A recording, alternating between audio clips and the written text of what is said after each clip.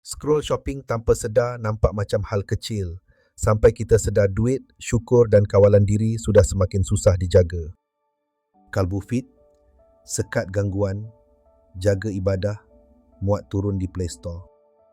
Masalah scroll shopping tanpa sedar biasanya tidak datang sebagai ribut besar. Ia datang sebagai kebiasaan kecil yang kita izinkan berulang setiap hari. Dalam isu scroll shopping tanpa sedar, aplikasi direka supaya satu tindakan membawa tindakan seterusnya. Sebab itu niat kecil boleh menjadi sesi panjang tanpa keputusan sedar. Bahagian kajian ini jangan dibaca sebagai menakut-nakutkan orang. PubMed Meta-Analysis menyebut penggunaan telefon pintar bermasalah dikaitkan dengan kemurungan, keresahan, stres dan tidur yang lebih buruk. PubMed Analysis pula memberi konteks tambahan.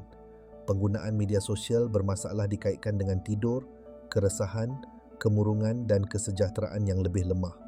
Jadi untuk isu scroll shopping tanpa sedar, mesejnya ialah emosi dan impuls belanja perlu dipisahkan daripada scroll yang direka untuk membuat kita terus mahu. Kos duit, syukur dan kawalan diri ialah perhatian yang bocor. Kita masih sibuk, tetapi perkara penting mendapat sisa tenaga. Al-Quran tidak menyebut telefon, tetapi ia membentuk cara kita menjaga pilihan. Untuk isu scroll shopping tanpa sedar, Surah Al-Furqan, ayat 67 menegaskan, hamba Allah yang berbelanja secara seimbang. Untuk berubah, jangan mula dengan niat besar sahaja, mula dengan satu pagar kecil yang jelas. Tunggu 24 jam sebelum membeli. Jangan bergantung pada semangat malam ini sahaja. Ubah susun atur supaya esok lebih mudah. Pengganti kecil penting kerana hati tidak suka ruang kosong. Untuk isu scroll shopping tanpa sedar, ambil isyarat daripada surah Al-Isra ayat 26 hingga 27. Pembaziran sebagai tabiat yang perlu dijauhi.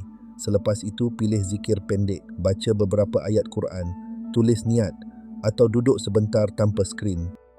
Bila perhatian kembali di tangan kita, duit, syukur dan kawalan diri lebih mudah dijaga dengan niat yang jelas. Kalbu Fit, sekat gangguan, jaga ibadah, hadir untuk orang yang kamu sayang, muat turun di Play Store.